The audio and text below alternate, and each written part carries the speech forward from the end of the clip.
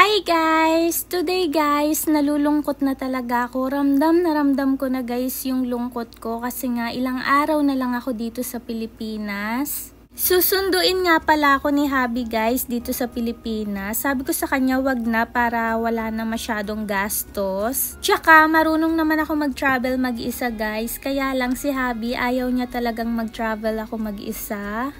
Alam nyo naman si Habi guys, masyado akong binibaby kahit nang tanda-tanda ko na. Dahil pinayagan na ako ng magulang ko guys na mag-asawa, kaya ayan, it's time na din para sumama kay Habi sa Amerika.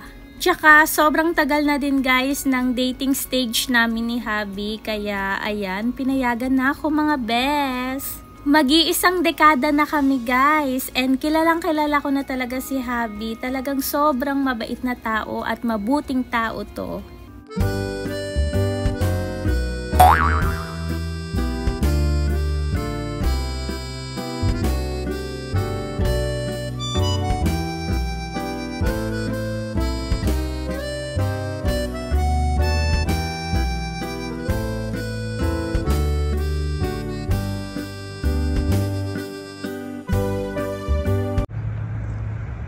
Hello everyone, my Toyota 4Runner TRD Pro finally came in after much searching. It's pretty dirty though, it needs to be washed, but I'm happy that I can take it on this road trip to California, and then I'm taking a flight to pick up wifey, who can finally come to America and be with hubby. And then we get to go on a road trip to throughout the United States with wifey. I finally get my 4Runner. And then my Prius. Happy.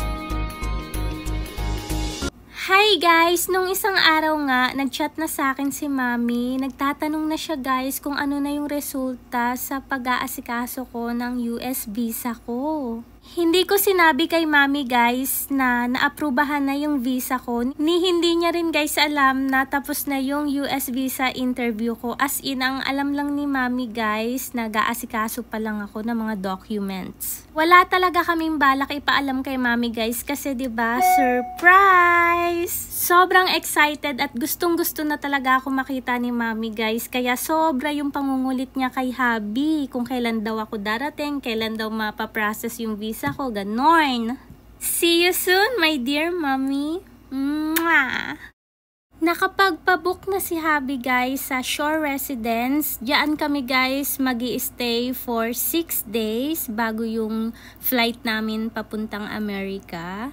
June 24th guys yung dating dito ni Habi sa Pilipinas. At ayan, nabilihan na rin ako guys ni Habi ng ticket ko papuntang Amerika. Ilang araw na lang guys, lilipad na tayo. Sobrang nalulungkot na talaga ako. Dahil susunduin ako ni Habi guys sa Pilipinas, kaya yung 4Runner truck na binili niya, doon niya muna igagarahe sa Marriott Hotel. Malapit lang guys sa LAX Airport. Syempre guys, hindi libre ang parking area, kaya kailangan mo talagang magbayad. Kaya nagbayad si Habi ng $157. Wala na talagang libre sa panahon ngayon. Sabi ko kay Habi guys, wag niya na ako sunduin kasi kayang-kaya ko naman mag-travel mag-isa. Hay nako guys, alam niyo naman si Habi, baby na baby ako kahit nang tanda-tanda ko na. Hay! May bahay naman sila Habi guys sa California, kaya lang 'di ba hindi siya pwede doon maggarahe kasi nga hindi alam ni Mami na susunduin ako ni Habi sa Pinas papuntang Amerika. Susurpresahin namin guys yung mother-in-law ko.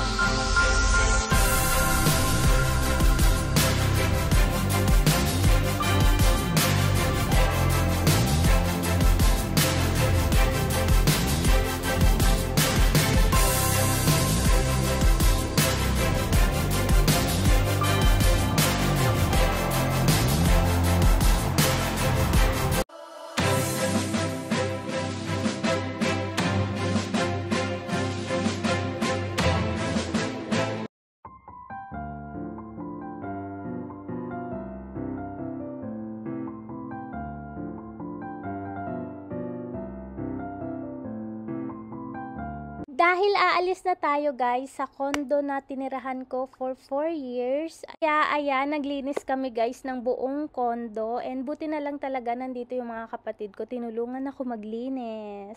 At syempre, binayaran ko na guys yung mga bills ko dito. And nag-iwan na rin ako guys ng pera para sa next month. Although kahit wala na ako dito guys, 'di ba? Para wala nang po problemahin yung owner. Kaya nagbigay na ako. Iiwan ko lang tong pera dito mismo guys sa condo. Dahil 6 days na lang ako sa Pinas guys at today na din yung end ng contract ko dito sa Sea Residence. Kaya nag-decide ako sa mga natitira kong 6 na araw gusto ko mag-stay naman sa ibang condo. Which is sa Shore Residence. Nakapag-book na kami ni Habi ng condo doon guys for 6 days para 'di ba ibang view and ibang vibes naman.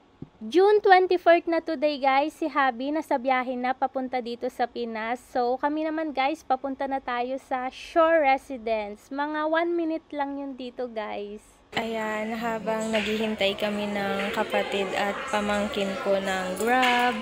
Ayan, sakto naman guys, dumating yung 2 kong parcel. Ayan. Nasa kabilang kalsada lang guys yung condominium na lilipatan natin. Pero syempre kailangan mag-grab tayo kasi nga dala-dala ko yung mga luggages ko.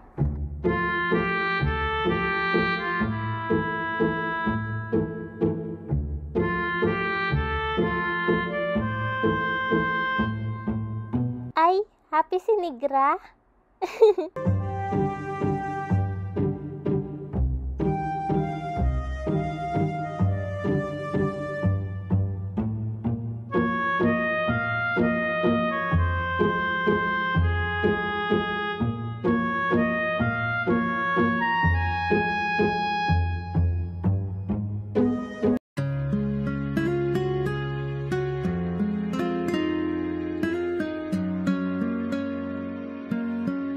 Hi guys! Pagkatapos nga namin ihatid yung mga gamit namin sa Shore Residence, ngayon naman guys, pupunta kami sa airport kasi susunduin namin si Habi. Ang kasama ko nga pala guys magsundo yung pamangkin ko, then yung kapatid kong si Mark, iniwan na lang namin sa Shore Residence para mabantayan niya yung mga gamit namin. Kahit na nakapagpabook na kami ni Habi guys sa condo na yon, hindi kami agad-agad nakapasok guys kasi nga kailangan daw nila ng ID ni Habi. Paano ko makukuha yung ID ni Habi guys? Nasa eroplano pa yun. Ay nako, dito talaga sa Pinas guys, kahit na hawak-hawak mo na yung receipt and yung mga papers na katunayan na nakapagbayad ka na, nakapag-book ka na, kailangan pa talaga ng ID. Ang dami talagang kaek-ekan dito talaga sa Pinas guys. Kaya sabi ko kay Mark guys, hintayin niya na lang kami sa lobby. Kailangan talaga ng may maghihintay doon para bantayan yung mga luggages, yung mga gamit namin. Gusto pa naman sumama ng kapatid ko na yun guys pagsundo sa kay Kuya John niya. Kasi guys, bata pa lang yun si Mark. Talagang yan na talaga yung kasama namin. Kahit no mga panahon na nagdi-date pa lang kami ni Kuya John niya guys, siya talaga yung palagi naming kasama. Dahil sa kakasama niya sa amin, ayan, lumangoy siya with dolphins! Nandito na nga pala kami guys sa Naiya Airport.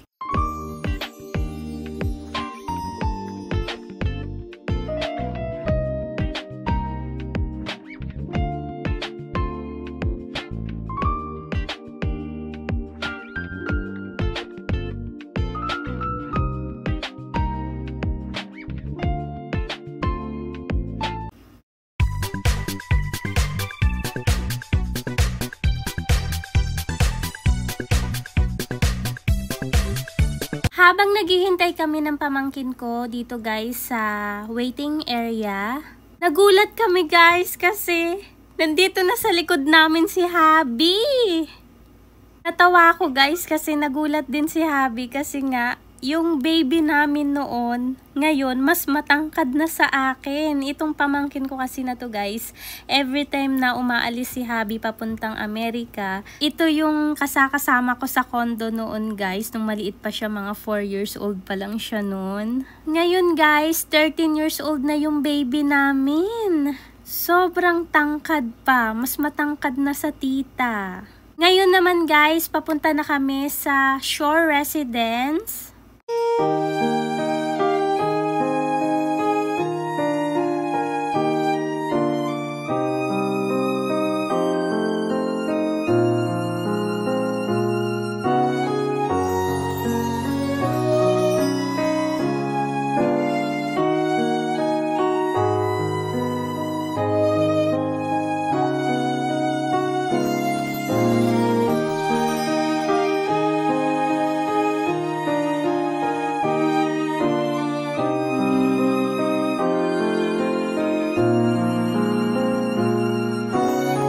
Hi guys! Nandito na nga pala kami sa Shore Residence. Sinundo lang namin si Habi sa airport.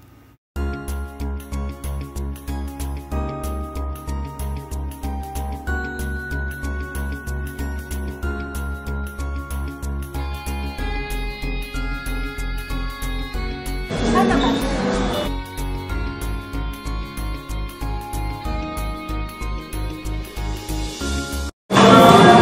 Hi guys! Ayan si Habi, nakapag-pajama. Ngayon pa lang kami guys makakapag-check-in kasi nga guys si Habi yung nag-book sa condo na to. Sabi ko ako na lang para wala kami maging problema, kaya lang sabi niya siya na lang daw para siya na rin magbayad para hindi na daw ako magbayad. Then ayun nga guys, dahil nasa Pinas tayo, kailangan ng ID kahit na nag-send naman si Habi ng ID niya. Ang gusto pa nila passport ID. Kaya lang hindi na nakapag-send si Habi guys ng passport ID niya kasi nung time na nag-email sila sa kay Habi, nasa airport na si Habi, I mean nasa aeroplano na siya. Anyway, okay lang yun guys, at least pagkakasama na kami. Hi guys, naliligo na si Habi. Binilihan ko nga pala siya guys ng tsinelas niya para hindi naman siya laging nakasapatos pag nandito sa Pinas. Tapos ayan, dito ko lalagay yung mga pambahay namin. Medyo magulo pa guys yung higaan namin kasi kaka-check-in lang namin. Kumain lang kami guys, then ayan, naguhugas lang si Habi ng mga plato. Then yung kapatid kong si Mark and yung pamangkin ko, ayan, nanonood ng TV.